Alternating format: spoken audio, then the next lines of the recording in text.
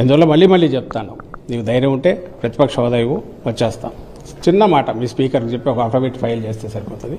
Immediate వస్తారు, ఎట్లుంటుందో ఆ గొంతుకు వినిపిస్తారు. ప్రతిపక్ష హోదా ఇస్తేనే కానీ జగన్మోహన్ రెడ్డి గారు శాసనసభకు రారని చెప్తా ఉన్నారు.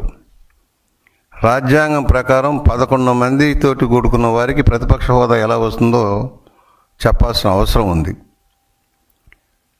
23 శాసనసభ్యులు ఉన్నప్పుడే మైకులు ఇవ్వలేదు, మాట్లాడడం లేదు. మమ్మల్ని ప్రతిపక్ష నాయకుడిని గౌరవించలేదు.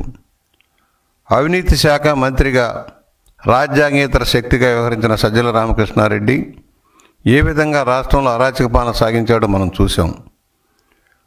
మొత్తం ప్రభుత్వ యంత్రాంగాన్ని గుప్పెట్లో పెట్టుకొని అవినీతి కేంద్రంగా మార్చి అక్రమాలకు కేంద్ర బిందువుగా మారిన రామకృష్ణారెడ్డి ఇవాళ మాట్లాడుతూ ఉన్నాడు. అసలు గెలిచిన 11 మంది ఎమ్మెల్యేలు ఏమైపోయారు? 151 మంది ఎమ్మెల్యేలు, మంత్రులు, ఎంపీలు, రాజ్యసభ సభ్యులను, ఎమ్మెల్సీలను పెట్టుకొని వాళ్ళు ఎవరు ఎందుకు మాట్లాడలేకపోతున్నారు? ఏ బాధ్యతతో నువ్వు మాట్లాడుతున్నావు? కనీసం నువ్వు కార్పొరేటర్గా గెలిచావా? ఎక్కడైనా ప్రజాప్రతినిధిగా ఎన్నికయ్యావా? కేవలం జగన్మోహన్ రెడ్డికి డిఫాక్టో సీఎం లాగా వ్యవహరించి అవినీతిని కేంద్ర బిందువుగా మారావు. నీ కొడుకుతోటి సైకో ఫ్యాక్టరీ పెట్టించి సైకో ద్వారా సోషల్ మీడియాని అడ్డం పెట్టుకుని దుష్ప్రచారం చేస్తూ ఉన్నావు. అసెంబ్లీకి వచ్చి మాట్లాడే దన్ను ధైర్యం నీ జగన్మోహన్ రెడ్డికి లేదు. తను చేసిన అరాచకాల అక్రమాలకు సమాధానం చెప్పాల్సి వస్తే పారిపోతూ ఉన్నాడు. అలాంటి వ్యక్తికి మద్దతుగా నువ్వు మాట్లాడుతూ ఉన్నావు. బ్లూ మీడియా నాయకుడు నువ్వు. ఈరోజు కూడా కొన్ని వందల మందిని పెట్టి తప్పుడు ప్రచారం చేస్తున్నావు, గోబల్స్ ప్రచారం చేస్తున్నావు. ఏదైతే 6 సూత్రాల పథకాన్ని అమలు చేసి సంవత్సరంలోనే దాన్ని అమలు చేసి ఇవాళ దేశంలో ఏ రాష్ట్రం లేనన్ని పెన్షన్లు కానీ సంక్షేమ కార్యక్రమాలను అమలు చేస్తున్న రాష్ట్రంగా ఎన్డీఏ కూటమి ఉంది. రాష్ట్రంలో చంద్రబాబు గారి నాయకత్వంలో దానికి కూడా వక్ర భాషను చెబుతున్నావు. ఏదైతే ఎన్నికల ముందు చెప్పిన వాగ్దానాల్లో 70% పైగా అమలు చేసిన ఏకైక ప్రభుత్వం భారతదేశంలో ఎన్డీఏ కూటమి సారథ్యంలో తెలుగుదేశం ప్రభుత్వం. దాన్ని గమనంలో లేకుండా నువ్వు మాట్లాడుతున్నావు. ఏమైపోయారు వీళ్ళంతా? నిన్ను ఎందుకు అసహించుకుంటా ఉన్నారు? నీ పెత్తనం ఏంటి? బహుశా నేను అనుకుంటున్నాను నువ్వు వైసీపీ కార్యాలయానికి త్వరలోనే తాళాలు వేయిస్తావని అనుకుంటా ఉన్నాం. కేసుల మీద కేసులు వస్తూ ఉన్నాయి, దోపిడీ వాస్తవాలన్నీ వెలుగులోకి వస్తున్నాయి. నీ అంతటా నువ్వే చెప్పావు, బ్యాంక్ అకౌంట్ లేకుండా రిజిస్ట్రేషన్ లేకుండా చేసుకుండానే మేము కంపెనీలు పెట్టాము, నడిపామని. అంటే అర్థం ఏంటి? నీ తప్పు నువ్వే ఒప్పుకుంటా ఉన్నావు, నీ దోపిడీని నువ్వే ఒప్పుకుంటా ఉన్నావు. ఒక్కొక్కరు జైలు పాలైపోతూ ఉన్నారు. నీ అడ్డు పెట్టుకొని అరాచకం సృష్టించిన అధికారులంతా కూడా ఇవాళ పారిపోయే పరిస్థితి వస్తూ ఉంది. రాజ్యాంగేతర వ్యక్తి శక్తిగా ఎదిగిన నువ్వు ఇసుక మాఫియాలో కానీ, మద్యం మాఫియాలో కానీ, మైనింగ్ మాఫియాలో కానీ ఏ విధంగా రొల్లుకున్నావో వాస్తవం ఇది. ఇవాళ నువ్వు చెయ్యని నేరం, ఘోరం ఏమైనా ఉందా రాష్ట్రంలో? ప్రతిపక్ష నాయకుల మీద కేసులు ఉన్నాయి అన్నావు. మేము అడుగుతా ఉన్నా, ఏ కేసులు అవి? మర్డర్ కేసులా, రేపు కేసులా, దోపిడీ కేసులా? నీ అరాచకాలను ఎండగడుతున్నందుకు తప్పుడు కేసులు పెట్టావు, అయ్యే కేసులు. అంతకుముందు చంద్రబాబు గారి మీద ఉన్న కేసులు ఏంటి? ఒకటైనా రుజువు చేయి.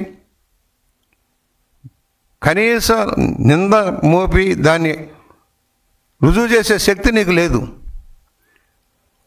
భారతదేశంలో ఎక్కువ కేసులు ఉన్న ముఖ్యమంత్రిగా నువ్వు చెబుతూ ఉన్నావు. ఏ కేసులు అయి చెప్పండి, కేసు వైజ్గా ఒక్కొక్క కేసు నిర్ధారణకు వద్దాం. ఏవి రుజువు చేయగలిగిన కేసులు? ఏమైనా ఈడీ కేసులు ఉన్నాయా నీ మీద ఉన్నట్టుగా? ఇన్కమ్ ట్యాక్స్ కేసులు ఉన్నాయా? జిఎస్టీ కేసులు ఉన్నాయా? ఏనాడో అమ్మిన హెరిటేజీ షాపులను కూడా తీసుకొచ్చి ఉల్లిపాయలు అమ్మేస్తున్నాడు చంద్రబాబు అని చెప్పి దౌర్భాగ్య స్థితిలో నువ్వు ఉన్నావంటే సిగ్గుచేటు.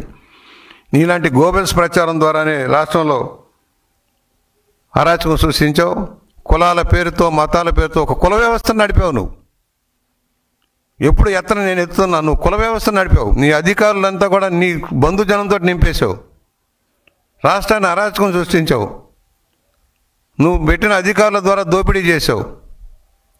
ఇవాళ మాట్లాడుతుంటే మా పలానా కులానికి అన్యాయం చేస్తున్నారు. సామాజిక న్యాయం చేయడంలో తెలుగుదేశానికి మించింది లేదు. సామాజిక న్యాయం ప్రకారమే పదవులు కానీ అవకాశాలు కానీ ఇస్తూ ఉన్నది ఏకైక పార్టీ తెలుగుదేశం పార్టీ. నువ్వేం చేసావు? సామాజిక న్యాయం చేసావా? యూనివర్సిటీలన్నీ కబ్జా చేసావు, వ్యవస్థలన్నీ భ్రష్టు పట్టించావు. పార్టీ ఆఫీసులో చేరి నువ్వు మాట్లాడతావేంటి? అసలు నీకేం అర్హత ఉందని? నువ్వు ఒక దోపిడీ దొంగల ముఠాకి నాయకుడు అంతవరకే. మరొకసారి మాట్లాడితే జాగ్రత్తగా ఉండాలని చెబుతున్నాం. ఇవాళ డిజిటల్ లావాదేవీలు జరుగుతున్నాయా, ఆన్లైన్ పేమెంట్లు జరుగుతూ ఉన్నాయా? కానీ ఇవేది కాదు, క్యాష్ అండ్ క్యారీ చేసామంటే అర్థం ఏంటి? ఎన్ని వేల కోట్లు దొడ్డిదారిని పట్టినాయి, ఎన్ని వేల కోట్లు ఇతర రాష్ట్రాలకు ఇతర దేశాలకు తేలాల్సిన అవసరం ఉంది. నీ ఆటలు సాగు సజ్జల రామకృష్ణారెడ్డి, నీ కొడుకు ద్వారా నువ్వు ఏదైతే నడుపుతా ఉన్నావో సోషల్ మీడియా దందాని కట్టడి చేసే రోజు దగ్గరలోనే ఉంది. ఆటలు సాగు, బూతులు తిప్పిస్తావు మమ్మల్ని అందరు. నేను బూతులు తిడితే బెదిరిపోతావు అనుకుంటున్నావా? పచ్చి బూతులు తిప్పించే సంస్కృతిని నీవు ఎంతమందికి నేర్పావు? తల్లిని చెల్లిని గౌరవించలేని దౌర్భాగ్య పార్టీలో ఉండి నువ్వు ఎవరి గురించి నువ్వు సమర్థిస్తావని నేను మాట్లాడుతూ ఉన్నా. అందుకనే చెబుతున్నాం, నీ దోపిడీ అంతా కూడా కక్కించాల్సిన అవసరం ఉంది. భూములు కబ్జా చేయించావు, మైనింగ్లు కబ్జా చేయించావు, ప్రభుత్వ ఆస్తులు కబ్జా చేశారు. ఇవన్నీ కక్కాల్సిన రోజు దగ్గరలోనే ఉంది. ఒకటే చెబుతున్నాం, ఇక ముందు మాట్లాడే అవకాశం నీకు లేదు. మాట్లాడేది ఉంటే మీ పార్టీలో గెలిచిన ఎమ్మెల్యేలు మాట్లాడమనండి, సీనియర్ నాయకులను మాట్లాడమనండి. నువ్వు కనీసం కార్పొరేటర్గా ప్రజాప్రతినిధిగా ఇక్కడ ఎన్నిక దన్ను ధైర్యం లేని నువ్వు పార్టీ గురించి మాట్లాడే అవకాశం లేదు. నీ సారథ్యంలో తాళాలు వేస్తావు, మాకు తెలుసు. వేయిస్తావు. జగన్మోహన్ రెడ్డి జైలుకి, నువ్వు ఇంటికి.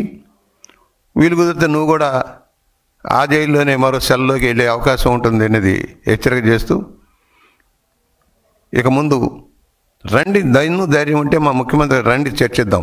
నువ్వు ఎత్తిన ప్రతి అంశం మీద చర్చిద్దాం, సవాలు విసురుతా ఉన్నాం. నువ్వు ఎత్తే ప్రతి చర్య మీద మాట్లాడదాం. ఏది అమలు చేయలేదో చూద్దాం. చెప్పినవన్నీ వచ్చిన మొదటి రోజునే సంతకం పెట్టిన ల్యాండ్